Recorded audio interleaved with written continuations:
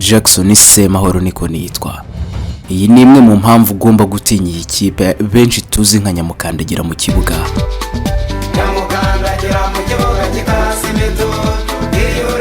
Ni APR FC, ikipe kuva yabona izuba mu 1993 ivukiye iyo ku Murindi za Byumba. Yaje ari ikipe ifite amafaranga kandi inafite abakinnyi bakomeye rwose, ibi byo ntawe bihakana. Ibyatumye nyuma y'imyaka 2 yonyine hita inegukana igikombe cyayo cya mbere mu mwaka 1995. Iyi rero yaje no kukisubiza mu mwaka 1996. Uretse kuba ari ikipe izwiho kugira abakinnyi beza mu beza kandi bahenze, ibituma ibinzuzi za bamwe nibatari bose mu bakinnyi bo mu Rwanda kuba bakiniriye ikipe. Iyi kipe inazwiho kurambagiza abatoza beza babandi bafite ibigwi koko badashidikanwaho. Urugero ni nk'uyu nguyu. Le football rwandais, je l'ai découvert quand on a joué contre Rayon Sport. C'est aussi une découverte, un football de qualité. Ce que je vois aujourd'hui, c'est que APR, depuis quelques saisons, a pris le dessus au niveau national. Uyu mugabo uvuga Urufaransa gutya yitwa Thierry Flogère. Kuwa 20 Nyakanga mu 2023 nibwo ikipe ya APR FC yamuhaye ikaze rwose nk'umutoza wayo mushya. Uyu yaje azanye n'undi ugomba kumwongereza ariwe Karim Kauda. N'abatoza n'ubundi bashya bageze mu Rwanda baje gutangirana n'iyi kipe ya APR FC umwaka mushya w'imikino wa 2023-2024, aho iyi kipe n'ubundi ifite intego yo kugera kure hashoboka mu mikino nyafurika CAF Confederations League, mu gihe kandi iyi kipe yanongeye gukinisha abandi bakinnyi b'abanyamahanga nyuma y'imyaka 11 yose ikinisha abakinnyi b'abanyarwanda gusa. Uyu Thierry aza yahagaze ku maguru ye abiri rwose, yizeza abafana ba APR ko bazakomeza n'ubundi kubona ikipe yabo itsinda ikanegukana ibikombe, ariko kandi ishobora no guhatana ku ruhando mpuzamahanga rwose ikagera kure hashoboka. Uyu mugabo mbere na mbere akigera i Kigali yarongorewe abwirwa ko hari ikipe yambara uburu n'umweru, ikipe yavukiye Nyanza, ubwo ni Rayon Sport, imaze igihe kinini rwose izengereza APR FC. Bati rero wa mugabo we ugomba kwitonda cyane. Aha rero by'umwihariko bamubwiraga ko hari umukino wa mbere uzahuza ikipe ya APR FC ndetse we na Rayon Sport ku itariki ya 12 ukwezi kwa Kanama 2023, ubwo hazaba n'ubundi hakinwa Super Cup ihuza ikipe yatwaye shampiyona ndetse we n'ikipe ifite igikombe cy'amahoro. Uyu Thierry rero yahise avuga ko n'ubundi umukino wa Rayon Sport ari ingenzi cyane rwose, ati n'umukino wa mbere w'umwaka kuri APR FC. Uyu mugabo yakomeje agira ati nzi ko ari umukino w'ingenzi ku bafana, tuzagerageza guhindura ibintu rero. Ni Thierry Flogère, umugabo umaze imyaka 26 yose yitwa umutoza. Mu gutoza kwe rero yemeza ko akunda gukina umupira usukuye rwose kuko ngari nawo umufasha gutsinda ndetse no kugera ku bikombe. Ibi rero nibyo azanye mu ikipe y'ingabo z'igihugu, ikipe yambara umukara n'umweru, ikipe benshi bakunze kwita igikona APR FC, kuri ubu iyobowe na Afande Lieutenant Colonel Richard Karasira.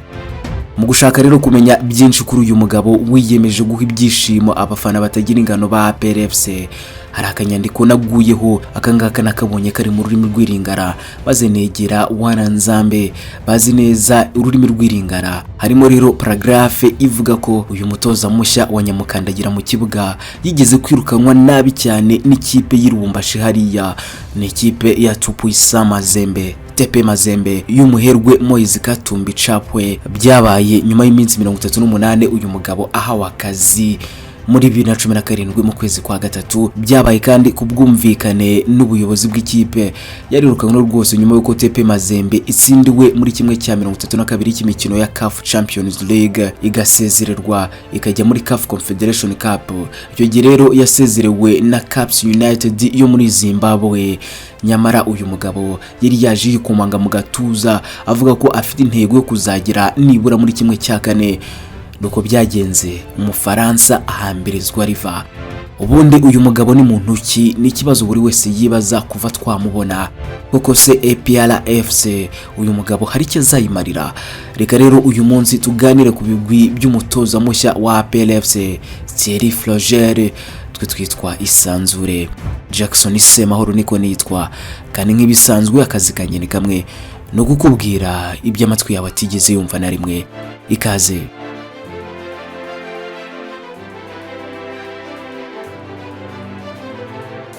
Afurika yose iramuzi.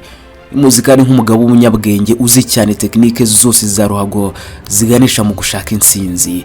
Uyu ni umutoza mukuru wa APR FC kuri ubu ngubu, Thierry Froger, umunyabigwi bikomeye cyane kuko uretse kuba yarabayeho umukinnyi wamaze imyaka irenga 29 mu mwuga wo gutoza, hamaze kunyura byibuze mu makipe 12 yose. Inyandiko z'amateka wasanga hose kuri web zigaragaza ko Thierry w'imyaka 60 yavutse ku itariki ya 21 mu kwezi kwa gatatu byari mu 1963. Uyu mugabo yavukiye ahitwa Le Mans mu Bufaransa. Nk'umukinnyi rero mu kibuga yakinaga ari myugariro, yatangiye akina mu makipe y'abakiri bato ya Le Mans n'ubundi mu gace yavukiyemo.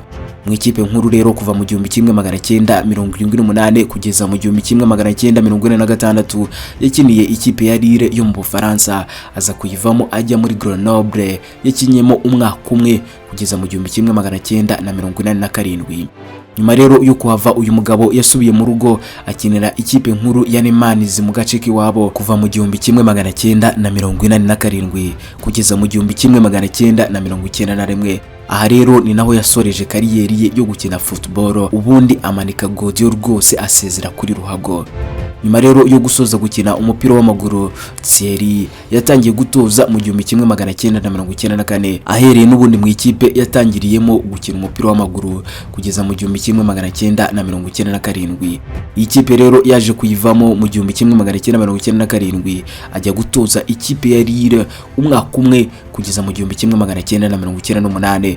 Akiri mu Bufaransa rero hagati y'1998 kugeza muri 2003, uyu mugabo yatoje andi makipe atandukanye harimo ikipe ya Châteauroux muri 2003 kugeza muri 2004, aza gutoza ikipe ya Guinone, noneho muri 2005 kugeza muri 2008 atoza ikipe ya Reims.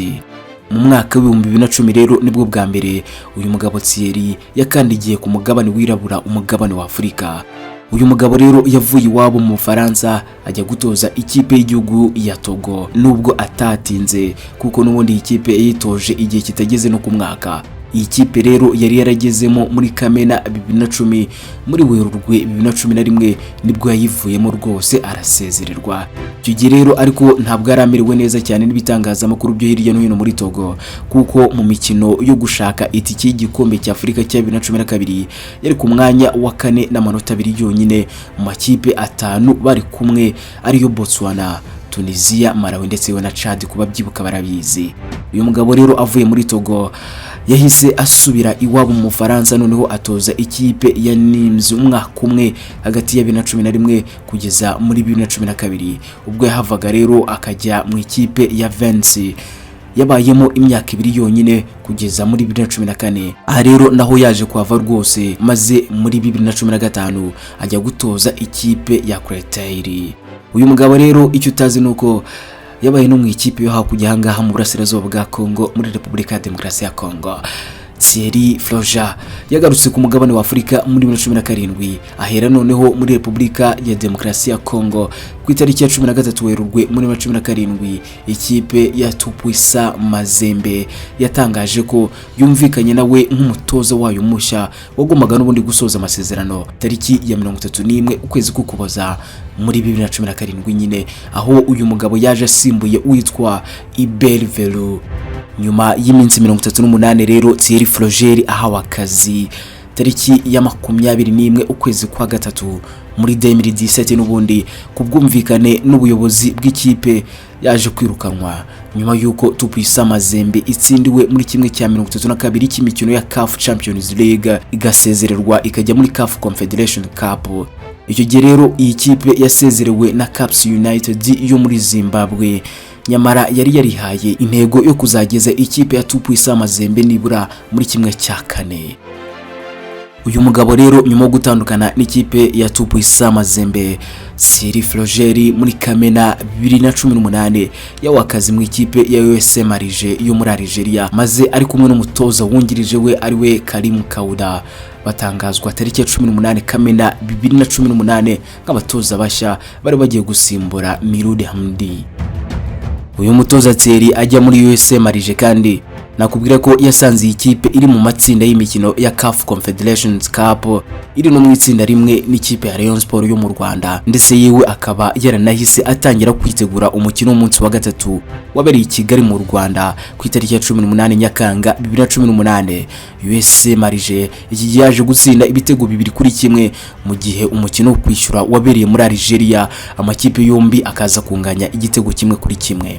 Nta mwaka rero uyu mugabo yamaze muri iyi kipe, kuko nyuma yo gutsindwa n'ikipe ya Mouloudia isanzwe ihangana cyane na USA Marije ibitego 3-2 muri shampiyona, ndetse yewe akanasezererwa na Setifu mu gikombe cy'igihugu tariki ya 14 Werurwe muri 2019 yahise yirukanwa na none. Iyi kipe rero yongeye kwitoza ubugira kabiri ubwo ku itariki ya 5 Ukuboza muri 2020 USA Marije yatangazaga ko nubundi yumvikanye nawe kuyitoza mu gihe kingana n'umwaka umwe w'amasezerano. Iki gihe rero yaje asimbuye uwitwa François Chicoline. Aha rero nta nubwo yigeze ahamara igihe kinini rwose kuko yavuye atarangije amasezerano ye, dore ko ku itariki ya 7 mu kwezi kwa gatatu muri 2021 yahise atandukana nayo akinnye imikino 12 yonyine. Uyu mugabo rero tariki ya 31 ukwezi kwa mbere 2022 uyu mugabo yagizwe umutoza w'ikipe ya Arita Solar City yo mu gihugu cya Djibouti. Iki gihe kandi igiyeyo asimbuye uwitwa Ribihi Thomas. Iyi rero ikaba ari ikipe yatoje kugeza ku itariki ya 15 ukwezi k'Ugushyingo muri 2022. Akaba rero yaratwayemo ibikombe bigira kuri 2 harimo shampiyona ya 2021-2022 ndetse we n'igikombe cy'igihugu cyo muri uwo mwaka w'imikino. Aha rero akaba ariho yavuye aza gutoza ikipe ya APR FC yo mu Rwanda kuva mu mwaka w'imikino wa 2023-2024 afatanyije na Karim. Imibare rero igaragaza ko uyu mugabo Thierry kuva yatangira gutoza ku itariki ya 2 Mutarama mu 1994 amaze gutoza byibuze imikino 794. Muri imikino rero akaba yaratsinzemo 249, agatsindwa 253, akanganya indi mikino 252, aho ijanisha n'ubundi mu gutsinda imikino rye riri ku kigero cya 36.40%. Reka nizere ko ibyo ngibyo bihagije. Uyu mugabo ikindi nakubwira nuko yamaze gusinya umwaka umwe mu ikipe ya APR FC. Ubu ngubu akaba ategeye ku mukino wa mbere uzahuza APR FC ndetse n'ikipe ya Rayon Sport bikunze guhangana ku itariki ya 12 Kanama 2023 ubwo hazaba hakinwa n'ubundi Super Coupe ihuza ikipe yatwaye shampiyona ndetse n'ikipe ifite igikombe cy'amahoro. Ngayo nguwo Thierry Froger, umutoza witezweho ibitangaza mu ikipe ya APR FC nyamukandagira mu kibuga. Nanjye ni nuko nsoje, mwakoze cyane mwikundira ibiganiro byacu. Naho ubundi nge nitwa Jackson Semahoro, uransanga hose ku mbuga nkoranyambaga zanjye umpa igitekerezo cyawe.